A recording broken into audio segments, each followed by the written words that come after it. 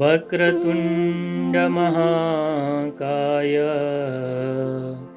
सूर्यकोटि समप्रभा निर्विघ्नं कुरु मे देव सर्वकार्येषु सर्वदा। ओम गम गणपतये नमः। नारायण।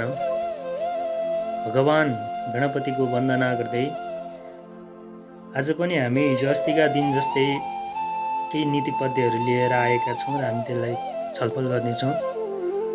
आज हामी हिजो हामीले कस्तालाई चाहिँ सच्चा मित्र भनिन्छ, कस्तो चाहिँ बन्धु बान्धव हुन्छ भन्ने कुरा हामी हिजो छलफल गरेका थियौँ। आज चाहिँ हामी 4वटा वर्णको बारेमा छलफल गर्नेछौँ। 4वटा वर्ण हुन्छन्: ब्राह्मण, क्षेत्री, वैश्य र शूद्र। यो 4वटा वर्णहरूको आफआफ्नो धर्म हुन्छ, आफआफ्नो शक्ति हुन्छ। कसले के गर्ने यो पहिले नै भगवानले छुट्याएर ल्याइदिनु भएको छ।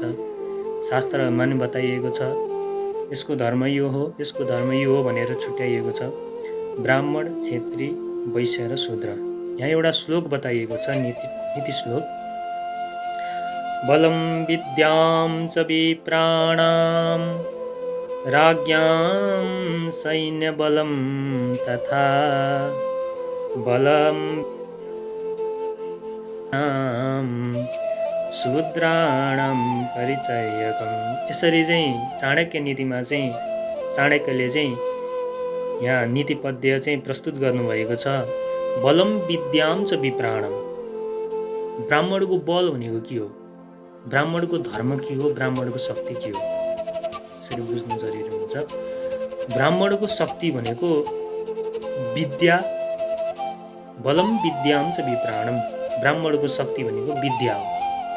विद्या लिनु र दिनु नै ब्राह्मणको के हो, धर्म हो। आफूले जानेको कुरा आफूले लिने र अरूलाई पनि त्यो चाहिँ प्रदान गर्नु नै के ब्राह्मणको धर्म हो। यो नै ब्राह्मणको शक्ति हो।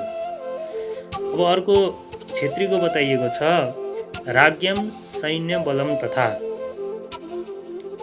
क्षेत्रीको धर्म भनेको के हो, युद्ध गर्नु हो। युद्ध गर्नलाई के चाहिन्छ, सेना चाहिन्छ। त्यही भएर क्षेत्रीको धर्म भनेको के हो, राज्ञम सैन्यम बलम तथा। त्यही भएर क्षेत्रीहरूको लागि चाहिँ सेना नै शक्ति हो। त्यसै गरी आयो बलम वित्तम च वैश्यानम। वैश्यको धर्म के रहेछ, सम्पत्ति। किनभने वैश्य भनेको व्यापारी हो, उसको धर्म भनेको व्यापार गर्नु हो। व्यापार गर्नलाई के चाहिन्छ, सम्पत्ति चाहिन्छ। त्यही भएर वैश्यको लागि शक्ति के भयो, व्यापार भयो। शूद्राणां परिचर्यकम्। शूद्रहरूको लागि चाहिँ के हुन्छ भन्दाखेरि सहयोग गर्ने। शूद्रको शक्ति भनेको के हो, सेवा गर्नु हो। शूद्राणां परिचर्यकम्। सेवा गर्नु नै के हो, शूद्रको शक्ति हो।